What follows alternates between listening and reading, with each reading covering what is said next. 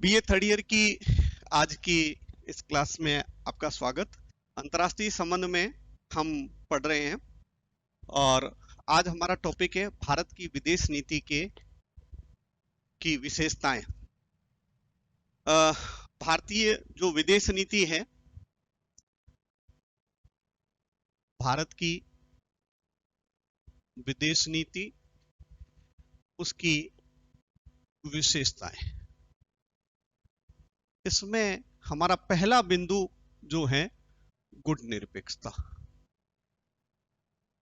इस पर हम ज्यादा चर्चा नहीं करेंगे, हमने इस पर विस्तृत वीडियो बना रखे हैं, उसमें हमने इस पर चर्चा की है। भारत की विदेश नीति की महत्वपूर्ण विशेषता गुटनिरपेक्षता। आजादी और आजादी के बाद भारत के सामने जो संकट था किसी एक गुट में शामिल होने का, और उस विशेष परिस्थितियों में जो हमारे सामने खड़ा हुआ था, उसमें किसी भी एक गुट में हमें शामिल नहीं होना था। और पूंजीवादी और साम्यवादी दोनों गुटों से पृथक रहकर अपनी एक स्वतंत्र विदेश नीति का निर्माण करना था। और इसमें हम कह सकते हैं कि भारत सफल रहा और भारत की जो नीति वह सफल रही।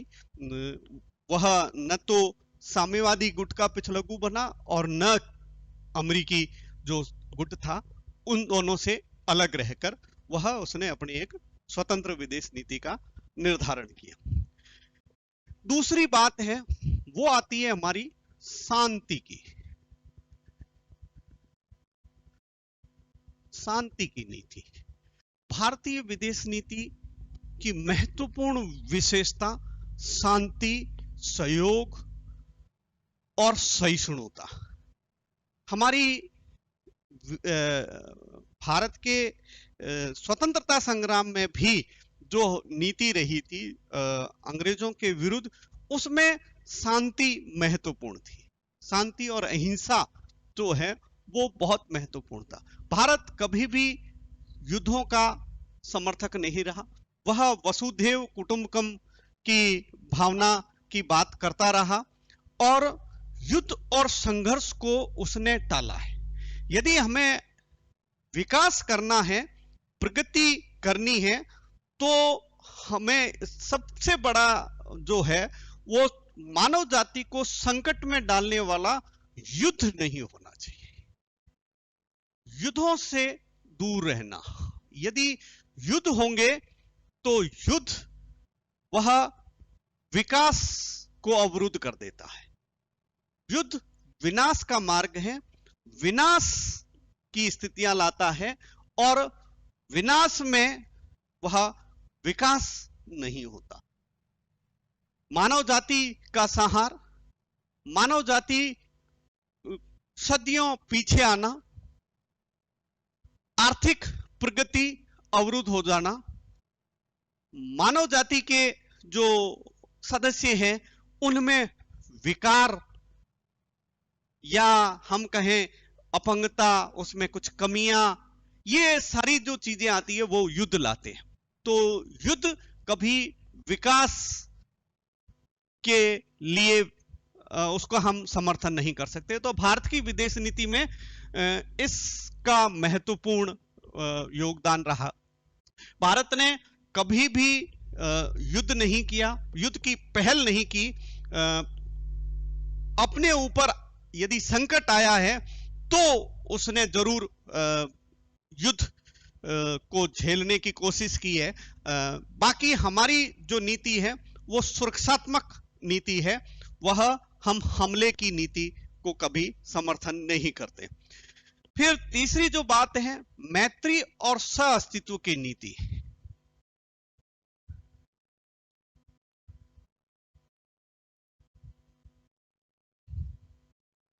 हमारी जो नीति है वो है मैत्री, और हमने चाहा ये है कि पड़ोसियों के साथ, हमारे दूसरे राष्ट्रों के साथ वो मैत्री संबंध बने।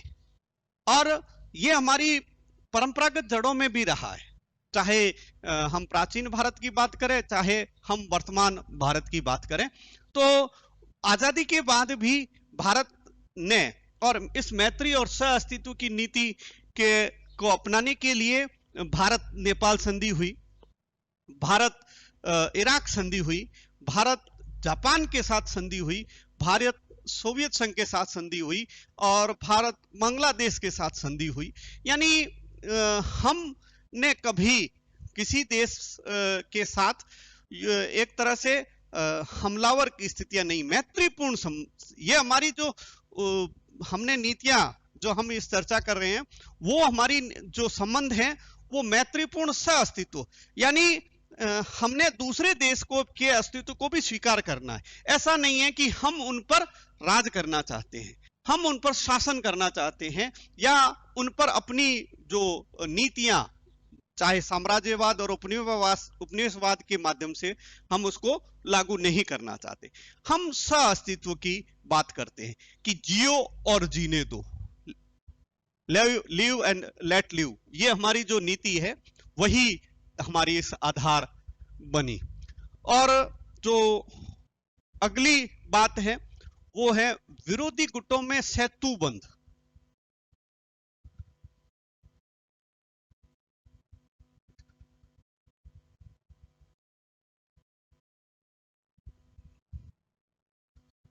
जो विरोधी गुट है, दो महाशक्तियां, और इन दो महाशक्तियों के बीच में एक पुल बनाने की नीति। हमने किसी एक गुट के साथ संबंध क्यों नहीं किए? क्योंकि यदि एक गुट के साथ जाते तो दूसरे गुट से हमारे संबंध खराब होते।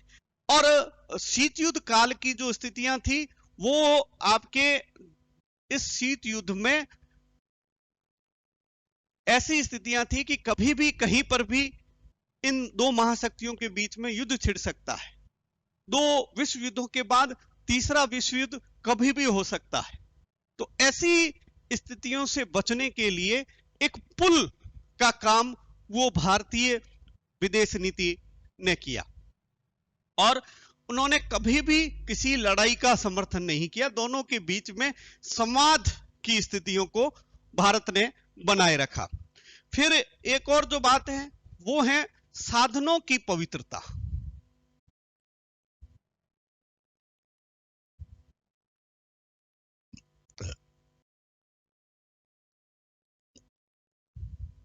जो साधन है वो हमेशा पवित्र हो। भारत के स्वतंत्रता संग्राम में गांधी ने जो हथियार अपनाए थे सत्य और अहिंसा के, वही यहां पर भारत के विदेश नीति के निर्माताओं ने इसको अपनाया था कि हम साधन जो हैं वो कभी भी आक्रामक लड़ाई वाले वो नहीं होने चाहिए। और यदि हमारा लक्ष्य पवित्र है तो उसको प्राप्त करने के लिए साधन भी उतने ही पवित्र है, साधनों का भी महत्व है। तो साधन, हम हथियारों के द्वारा कभी भी हिंसा के द्वारा लड़ाई को नहीं जीत सकते। यदि जीतना है तो प्रेम से, सहयोग से, शांति से इन साधनों का प्रयोग करें। आपसी बातचीत से वाद विवाद का हल है तो टेबल पर बैठकर इन आधारों पर यदि किया जाए तो साधनों की हमारी पवित्रता की बात आती है। फिर आती है हमारी, वो है पंचशील की नीति।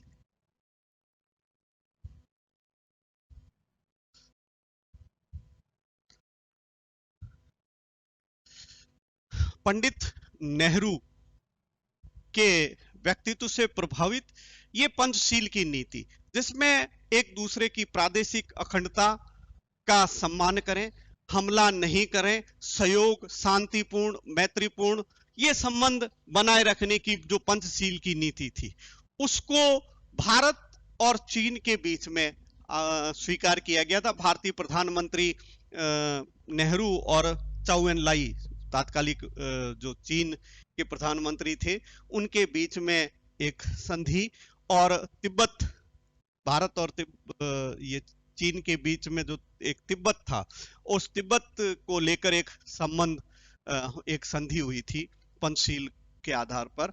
और बाद में जो हिंदी चीनी भाई भाई के नारे इसी आधार पर लगे थे कि एक सहयोग की बात थी। लेकिन उसके बाद इस नीति को 1959 को, दिसंबर 1959 में यूएनओ की सुरक्षा परिषद में भी स्वीकार किया गया था, जिसमें 82 राष्ट्रों ने हस्ताक्षर किए थे। उनके हस्ताक्षरों से इस नीति को भी स्वीकार किया गया था। ये और लेकिन पंचशील की नीति जो नेहरू की नीति थी, इस के आधार पर भारत जरूर एक उस समय तात्कालिक रूप से भारत की विदेश नीति की अच्छी छवि बनी थी, लेकिन चीन के आक्रमण के बाद हमारी ये जो धारणा थी प्रादेशिक अखंडता, सहयोग, सुरक्षा, आक्रमण नहीं करना, वो धराशायी हो गई थी। ये बाद में इस पर बहुत बुरा प्रभाव भी पड़ा था।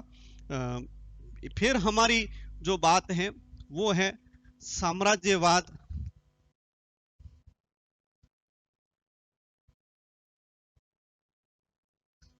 विरोध की नीति।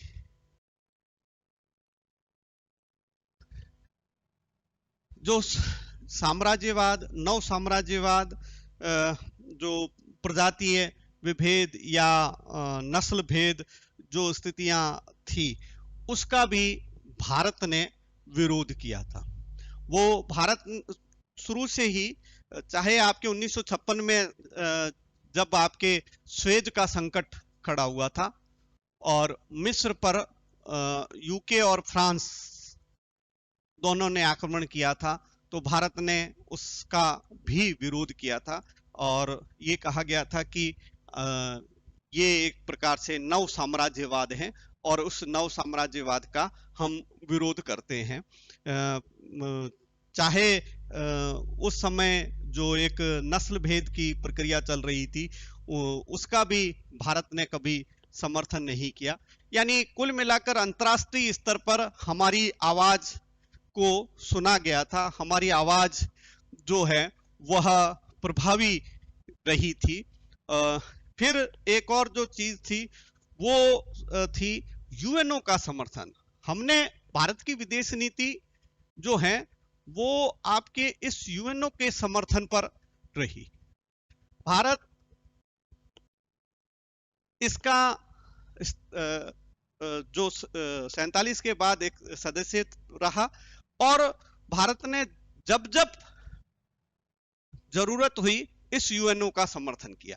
चाहे आपके हिंद चीन का मसला हो, चाहे कोरिया का युद्ध हो, चाहे कांगो की समस्या हो, भारत ने अपनी शांति सेनाएं वो भेजी और उस जो विद्रोही गुट या वहां जो लड़ाई छिड़ी हुई थी उनके बीच में शांति बनाने का प्रयास किया भारत। इसके अलावा भारत सुरक्षा परिषद का भी सदस्य रहा और जब जब भारतीय इस यूएनओ को भारत की जरूरत रही, भारत ने महत्वपूर्ण रूप से जो हमारे 1948 में कश्मीर की समस्या, उसको भी यूएनओ के माध्यम से सुलझाने का प्रयास किया। जो आज भी कहा यह जाता है कि यदि यूएनओ में ये हम मुद्दा नहीं ले जाते तो भारत कश्मीर आज भारत का होता, लेकिन वो भी मुद्दा चूंकि नेहरू का ये था कि हम अंतर्राष्ट्रीय इसमें यूएनओ के माध्यम से इन अंतर्राष्ट्रीय समस्याओं का समाधान करें, तो ये भी एक महत्वपूर्ण चीज थी भारत की विदेश नीति की। और आज भी यदि देखा जाए तो भारत सुरक्षा परिषद में अपने बनने के लिए, सदस्य बनने के लिए वह उत्सुक है। स्थायी सदस्यता की भारत की मांग है कि हम इस यूएनओ के स्थायी सदस्य बन पाएं ताकि भारत की आवाज को भी सुना जाए। ये आज की क्लास को हम यहीं विराम देते हैं। धन्यवाद। Thank you.